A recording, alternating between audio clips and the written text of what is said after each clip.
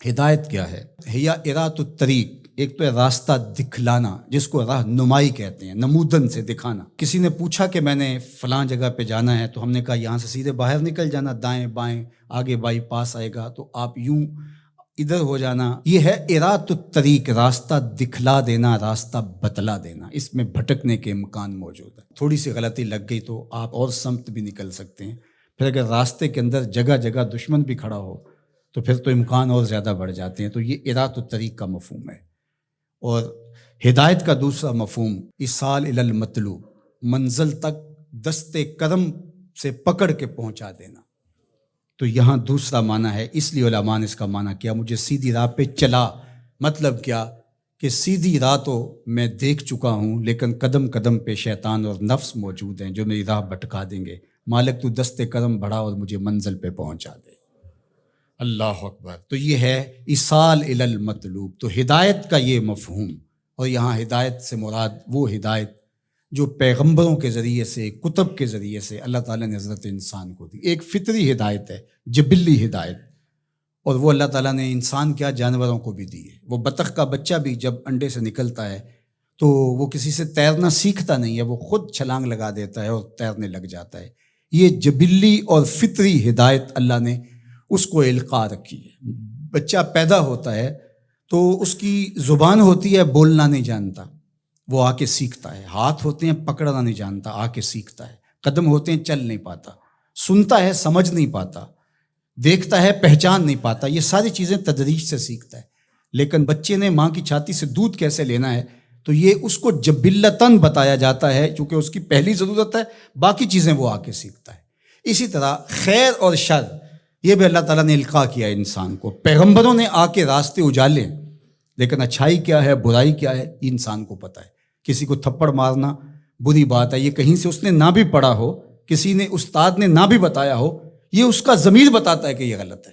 تو خیر اور شر یہ اندر تمہارا بتاتا ہے، یہ فطری اور جبلی ہدایت ہے۔ فَأَلْهَمَهَا فُجُورَهَا وَتَقْوَاهَا۔ اللہ اِنَّا هَدَيْنَاهُ السَّبِيلَ إِمَّا شَاكِرًا وَإِمَّا كَفُورًا۔ یہ فطری جبلی ہدایت ہے، لیکن انسان کے لیے وہ کافی نہیں ہے۔ اس لیے اللہ کی بارگاہ میں عرض گزار ہوا، اہدنا الصراط المستقیم۔ اللہ مجھے جبلی ہدایت تو عطا کر دی، اور تو نے مجھے ایمان کا نور بھی دیا، تبھی تو نماز کے لیے یہاں آ کے کھڑا ہوں نا۔ وضو کیا ہے، مسجد میں آیا ہے، لباس پہنا ہے، ہاتھ باندھے ہیں، قبلہ رخ کیا ہے، اور پھر بھی ہدایت مانگ رہا ہے، تو پھر اس کا مطلب یہ ہے کہ یہ استقامت ہدایت پہ مانگ رہا ہے، اور ایصال الی المطلوب والی ہدایت طلب کر رہا ہے کہ جگہ جگہ شیطان موجود ہے، مجھے بھٹکا دے گا، میرے مالک مجھے منزل مقصود تک پہنچا دے۔ صراط مستقیم، سیدھی راہ۔ اس کا ایک معنی لکھا کہ الاسلام ہے، کہ صراط مستقیم اسلام ہے، مجھے اسلام کا راستہ عطا کر دے۔ دوسرا معنی اس کا بیان فرمایا کہ انہ کتاب اللہ تعالی، اس سے مراد کتاب الہی ہے، قرآن مجید ہے، چونکہ قرآن سے سیدھا کوئی راستہ ہو نہیں سکتا۔ ان ھذا القرآن یہدی للتی ہی اقوم، یہ وہ راستہ دکھاتا ہے جو بالکل سیدھا ہے۔ قرب قیامت کے فتنوں کا ذکر جب ہوا تو حضرت علی نے حضور سے پوچھا کہ حضور پہ بچنے کی صورت کیا ہے، تو برجستہ کہا اللہ کی کتاب قرآن مجید۔ تیسرا معنی انہ الطریق الہادی الی دین اللہ تعالی، یہ اللہ کے دین کی طرف جو راستہ ہے، وہ راستہ اللہ کے حضور اتنی تمہید کے بعد مانگا گیا تاکہ میں خیر کی راہوں پہ رہوں اور میری مدد نصرت مالک تیرے کرم پہ رہے۔ یہ حضرت عبداللہ ابن عباس رضی اللہ تعالیٰ عنہ کا قول ہے، اور فرماتے ہیں کہ یہ وہ راستہ لا عوج فیہ ہے، جس میں کوئی ٹیڑھا پن نہیں ہے، مستقیم بالکل، اور یہ اعتدال کا راستہ ہے، نہ افراط کا راستہ نہ تفرید کا راستہ، یہ بالکل معتدل راستہ ہے۔